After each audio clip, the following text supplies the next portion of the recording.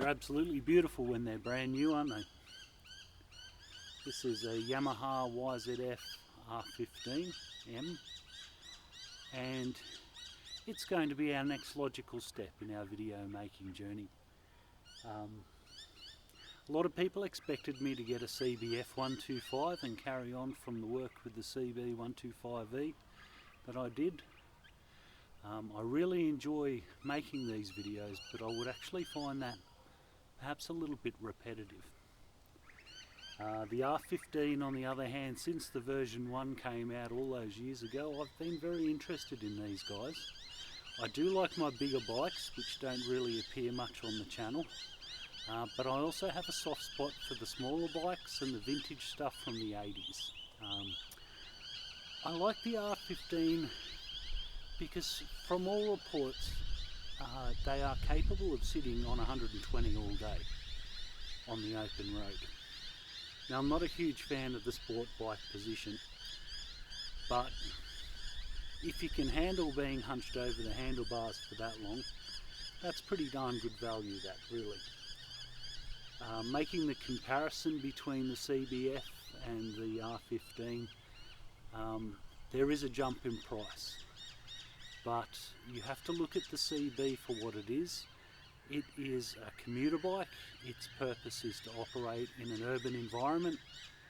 It's no good on the open road, and it doesn't matter if you big bore it, change its gearing, it still is what it is. It is just simply not designed to do high speeds, long distances.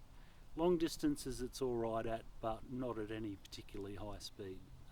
The 2-valve single cylinder engine that it is reliable, it's solid, but it's not particularly powerful, and when you start modifying them, you're really trying to turn something into something that it is simply not.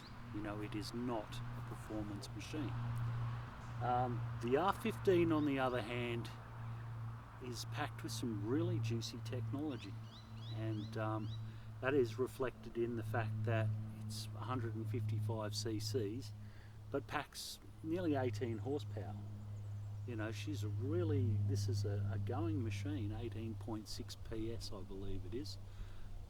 So, you know, you'd be looking at nearly, well, over 14 kilowatts there. So this is a very different machine. 6-speed close ratio gearbox as well. It even has traction control, this particular version, which I think is absolutely awesome, and other things as well besides. So she goes not bad. I've only driven it 20 kilometres so far, and the motor is still quite tight, but you can see the performance potential already there, even with the heftier rider like myself. Definitely light years ahead of the CB. So, as I said, people expected me to do a CB. I've been down that road. I want to play with a different toy now, and that's what we're going to do. So this journey starts with this video, I suppose.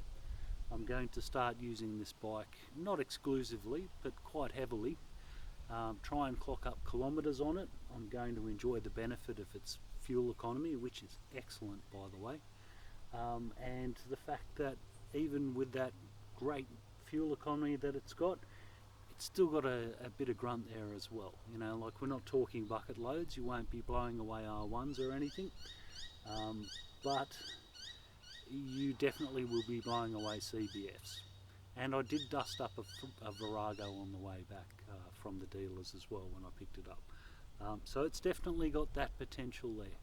But we're going to take it for a bit of a journey. We're going to use it as a commuter. Might even take it out on the open road, and I might even find a lighter rider to run it around a track for us down the road. Who knows, down the track. Yeah, we'll see what the future brings. But for now, it's a commuter scooter with a bit of class and a bit of go.